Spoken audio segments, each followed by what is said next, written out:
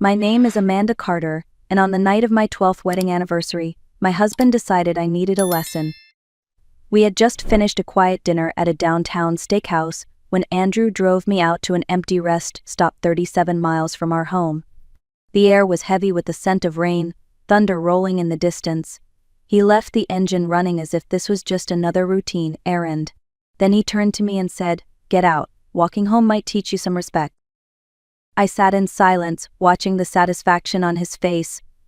For years he had been the one in control, dictating how money was spent, which friends I could see, and even how I dressed for his company dinners. Tonight was supposed to be about celebration, but instead he made it about power. As I stepped onto the cracked asphalt, I pressed record on my phone. He thought he was teaching me about obedience.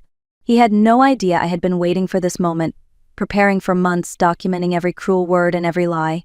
The storm was coming, and it was no longer just the weather. From the outside, Andrew Carter looked like the perfect husband. He was polished, confident, and successful, the kind of man neighbors admired and colleagues envied. He ran a hedge fund that appeared to thrive, and at social events he introduced me as his better half, smiling as though we were the picture of stability. But once the doors closed, the mask slipped. At home, Andrew believed control was love, and obedience was respect. It started small, almost invisible. He would question my purchases, asking why I chose organic produce when regular vegetables were half the price.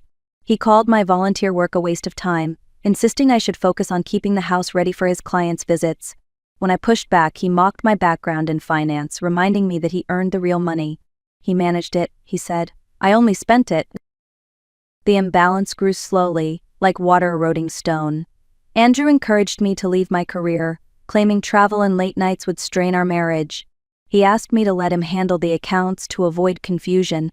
Soon I was signing forms without reading them, convinced it was just routine. At dinner parties, he silenced me with a sharp look if I contradicted his opinions. I became smaller, quieter, until I almost believed his version of me. Yet even in those moments, a part of me knew something was wrong. The way he dismissed my concerns, the way he made me feel foolish for asking simple questions. It was not partnership, it was control. And that control was the foundation of his power. Andrew thought he had trained me to accept my place. What he never realized was that I was paying attention, memorizing every crack in his mask, waiting for the day I would pull it away completely.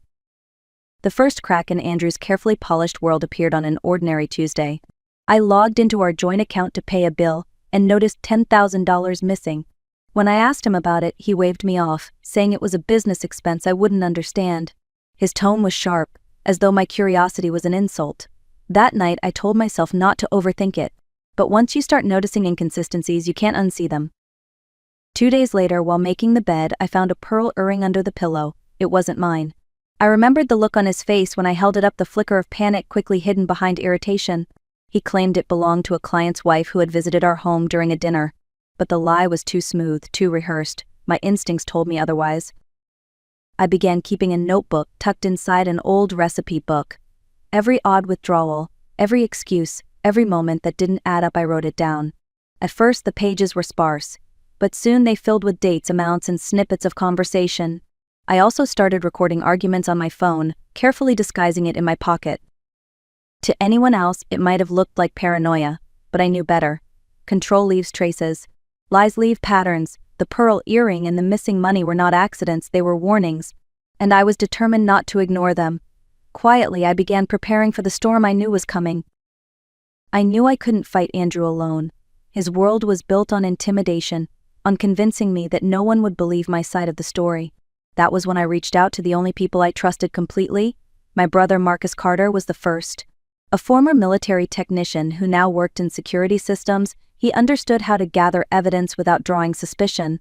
Under the guise of upgrading our home's safety, Marcus installed discreet cameras and backed up everything to a hidden server. Every late-night phone call, every secret visitor, every time Andrew rifled through our safe, it was all preserved. The second ally is Valentina Lopez, a forensic accountant I had met years earlier through a charity project. Valentina specialized in uncovering financial abuse, and she didn't hesitate when I called. She began tracking Andrew's movements through our accounts, noticing patterns of small transfers to shadow companies and international banks. The deeper she dug, the clearer it became. Andrew wasn't just hiding money from me, he was building an escape plan. Finally, there was Rebecca Mills, an attorney with a reputation for dismantling men who weaponized money against their spouses. Rebecca knew the legal system was slow to act without hard evidence, so she instructed me to keep documenting, to never confront Andrew directly, and to prepare for an emergency filing the moment we had enough proof. Together, the three of them formed a lifeline. Marcus gave me protection, Valentina uncovered the financial web, and Rebecca plotted the legal strike. For 8 months we worked in secret, building a case brick by brick. On the surface I played the dutiful wife, smiling at Andrew's colleagues and laughing at his jokes. But beneath that facade I was gathering the tools to dismantle his empire. He thought he held all the power. What he didn't know was that his control had already begun to slip through his fingers. Our anniversary dinner should have been a celebration. The waiter at Morton's Steakhouse had just set down dessert when Andrew raised his glass in a toast. To 12 years, he said smoothly, though his eyes never quite met mine. I forced a smile, tasting bitterness behind the sweetness of the chocolate cake. Hours later, his real gift would reveal itself. Instead of driving home, Andrew steered his Mercedes toward the interstate. The lights of the city faded in the rearview mirror as silence filled the car. My questions, "Where are we going? Why this way?" were met with clipped replies. When he finally pulled into a deserted rest stop, the place was nothing more than cracked pavement and boarded windows. He tapped the steering wheel, savoring the moment, then ordered me out. 37 miles from home, no taxis, no buses. His voice dripped with satisfaction. Walking might teach you respect. I opened the door slowly, heart steady, phone recording every word. As the car pulled away, I didn't chase after him or plead. Instead, I counted to 60, watching his taillights disappear into the dark. The air smelled of rain, heavy and electric. He believed he'd left me broken, stranded and afraid. But a black Ford truck idled behind the old gas station, its headlights off. Marcus stepped out, umbrella in hand, a thermos of coffee tucked under his arm. "Did you get everything?" he asked. I nodded, holding up the phone. Every word. Lightning split the sky as the first drops fell. Andrew thought he had orchestrated my humiliation. In reality, he had just handed me the final piece of evidence I needed. By the time Marcus and I reached the city, the storm had opened in full. Sheets of rain hammered the windshield as if the night itself wanted to erase what had just happened.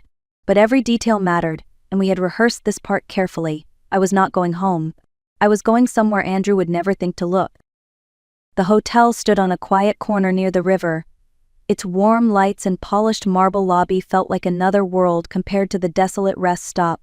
I walked in alone, my hair damp, my hands shaking just enough to look believable. At the desk, a young clerk looked up, startled by my appearance. "Can I help you, ma'am?" Her kindness was genuine, which made what came next even more powerful. "My husband left me at a rest stop," I whispered, letting my voice break. "I had to walk for miles before someone helped me." The clerk's face shifted from surprise to horror. She wrapped a towel around my shoulders and guided me to a chair, already drafting an incident report. Just as Rebecca had coached, the hotel now had a record, date, time, my condition, and my words. I checked in under my maiden name, Amanda Harrison, using an emergency credit card Andrew knew nothing about.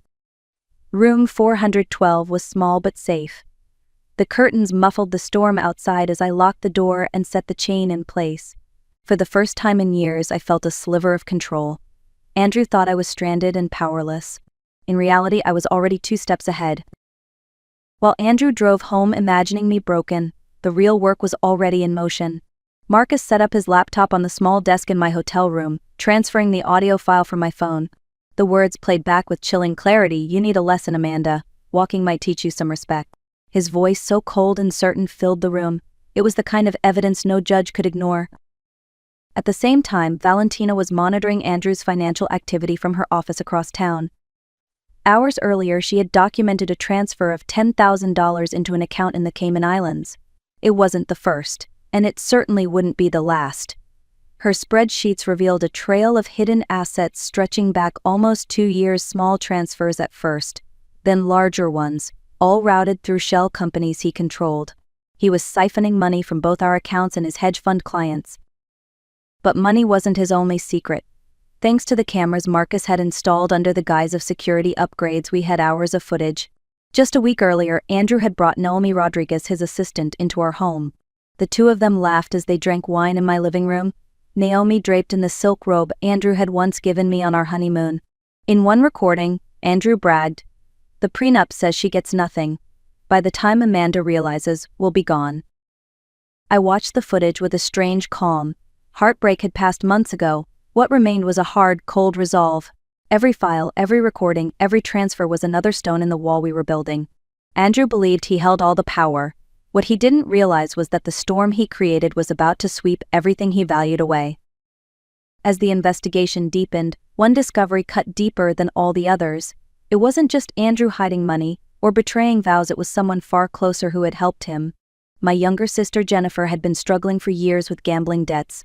I knew about her late-night calls asking for small loans, but I never realized how desperate she had become. Valentina traced several suspicious payments that led back to Jennifer's account. At first, I thought it was a mistake, but then Marcus uncovered call logs, long conversations between her and Andrew, always timed when I was away. The realization landed like a blow. Andrew had exploited her weakness, offering to pay off her debts in exchange for information about our family. He wanted details about our parents' estate, our mother's health, and even old trust funds my father had established. Jennifer, trapped by shame and fear, had answered every question. To Andrew, she wasn't family, she was a tool. And to me, she was another painful reminder of how far his reach extended. When I confronted the truth, I didn't feel anger so much as sorrow. Betrayal doesn't always come with malice, sometimes it comes wrapped in desperation. Jennifer had been cornered, and Andrew had handed her away out at my expense. Still, I added her name to the growing file of evidence. Because in the end, whether by choice or by coercion, she had become part of his web, and webs can only be destroyed by pulling out every strand. The morning after Andrew abandoned me, Rebecca filed for an emergency hearing. By early afternoon, I walked into the courthouse wearing a navy suit I had purchased quietly weeks earlier. It wasn't just clothing, it was armor. Marcus carried a laptop loaded with recordings, while Valentina rolled in 2 boxes of financial documents. We were ready. Inside courtroom 4 billion, Andrew sat beside his freshly hired attorney, Richard Blackwood, a man known for shielding wealthy men from consequences. Andrew looked disheveled, his tie crooked, his confidence cracked. When his eyes met mine, rage flickered across his face. He had expected tears and pleas for forgiveness. Instead, he found me standing tall. "All rise," the bailiff called. Judge Caroline Coleman entered, her reputation for cutting through excuses preceding her. Rebecca wasted no time. "Your Honor, last night Andrew Carter deliberately abandoned his wife 37 miles from home during a severe storm. We have the audio recording." She pressed play, and Andrew's voice echoed through the courtroom. "You need a lesson. Walking might teach you some respect." The judge's gaze hardened. "Mr. Carter, did you say these words?" Andrew shifted uncomfortably. It was a misunderstanding," he stammered, "but the damage was done." Rebecca presented bank statements next, tracing millions funneled into offshore accounts. Valentina displayed charts of hidden transfers. The pile of evidence grew higher with every passing minute. Just as Andrew's lawyer tried to object, the courtroom doors opened. Agents from the SEC and FBI entered with a warrant. The timing was deliberate. Andrew's empire was collapsing in real time. And then, as if fate wanted one final twist, Naomi Rodriguez stormed in. Her voice shook as she shouted across the room, "You said she was crazy. You said the divorce was already final." She held up her phone, waving screenshots of his messages. Andrew buried his face in his hands. His lesson had turned into his undoing. The emergency hearing was only the beginning. Within weeks, Andrew was indicted on multiple charges: wire fraud, financial abuse, and embezzlement. The trial drew reporters from across the state. Each morning, the courthouse steps swarmed with cameras eager to capture the downfall of a man once hailed as a financial genius. Inside, the atmosphere was even heavier. Witness after witness took the stand. Elderly clients testified about how Andrew had convinced them to sign papers they barely understood. One woman described how he told her she was misremembering withdrawals, planting doubts about her memory, until she questioned her own sanity. Former employees explained how he ordered them to falsify records, punishing anyone who asked questions. Valentina walked the jury through charts of offshore accounts, exposing a pattern of deception stretching back years. The most dramatic testimony came from Naomi. No longer polished and glamorous, she sat on the stand with her hair pulled back and her voice steady. She admitted to her relationship with Andrew but revealed recordings of their private conversations. He called it playing chess while everyone else played checkers, she said. On her phone, Andrew's voice boasted about draining accounts and leaving me with nothing. The jury listened in silence, their faces hardening with every word. And then came the shock no one expected. A young man named Christopher Walsh testified, introducing himself as Andrew's son from a relationship he had hidden for 2 decades. His mother had received monthly payments from Andrew funds traced directly to stolen client accounts. The revelation painted Andrew not only as a fraud but as a man willing to use stolen money to conceal his past. In the end, Andrew insisted on taking the stand himself. He tried to spin a story where he was misunderstood, even claiming I might have forged documents. But under cross-examination, his lies unraveled. By the time the prosecutor finished, the jury no longer saw a financial genius. They saw a man trapped in his own web of deceit. The jury deliberated for less than 3 hours. When they returned, the verdict was clear, guilty on all counts. Each word echoed through the courtroom like a hammer striking steel: wire fraud, embezzlement, financial abuse, conspiracy. Andrew Carter's empire had crumbled. 2 weeks later, we gathered again for sentencing. Judge Coleman's voice carried the weight of finality as she addressed him. Mr. Carter, you exploited trust, targeted the vulnerable, and showed no remorse. This court sentences you to 96 months in federal prison, without the possibility of early release, 8 years behind bars. The man who once prided himself on control was now shackled, led away by marshals. Before he left, Andrew turned to me, his eyes filled with fury. He mouthed the words, "This isn't over." I stood, my voice calm but firm. "You're right. The civil suits start next month." The courtroom fell silent. For the first time in years, I was no longer the one silenced. Outside, reporters swarmed with questions, microphones flashing under the afternoon sun. Rebecca shielded me from the noise, but I could still feel the shift. I was no longer the woman abandoned at a rest stop. I was the woman who had turned betrayal into evidence, humiliation into strength, and control into justice.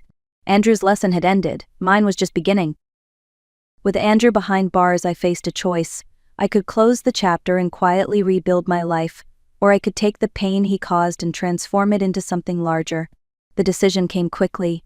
With the whistleblower reward and assets secured through the court, I founded the Phoenix Foundation, a place for women trapped in financial or emotional abuse to find safety and guidance.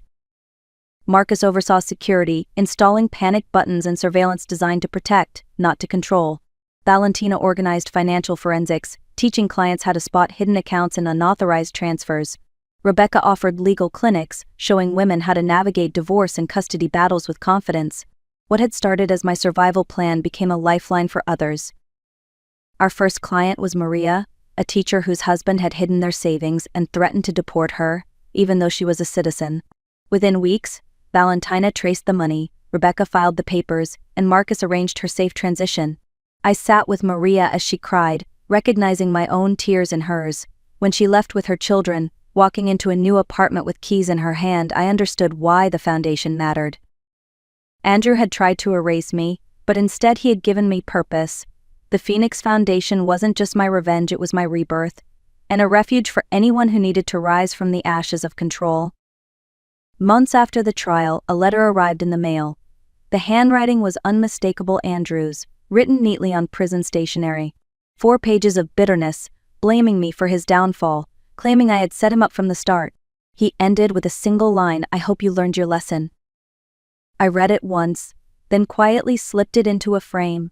The letter now hangs on the wall of my office at the Phoenix Foundation, right beside photos of women who have rebuilt their lives. When new clients ask about it, I tell them the truth. Yes, I did learn a lesson. I learned that cruelty exposes itself if you have the patience to collect the evidence. I learned that no one deserves to be silenced or abandoned. Most importantly, I learned that strength is not loud or violent, it is steady, strategic, and unstoppable. His words, meant to haunt me, became my daily reminder of victory. Looking back, I see that night at the rest stop not as an ending but as a turning point. Andrew thought he was teaching me about obedience, about knowing my place. Instead, he revealed exactly who he was, and gave me the proof I needed to reclaim my freedom. What began as humiliation became the foundation for justice, not only for me, but for others who had been silenced by control. The truth is, abuse is not always obvious. Sometimes it hides in bank statements, in missing money, in the way someone dismisses your voice at the dinner table. But every pattern can be documented, and every secret can be uncovered. No one deserves to feel powerless. No one deserves to be left in the storm. If you have ever doubted your strength, remember my story. Preparation, patience, and the right support can turn despair into resolve. And when you rise, you don't just rise for yourself, you rise for others who are still searching for their way out. If this story touched you, please like this video, share it with someone who may need to hear it, and leave a comment telling me where you're watching from. Your words might be the encouragement someone else is waiting for. Together we can turn lessons of cruelty into legacies of strength.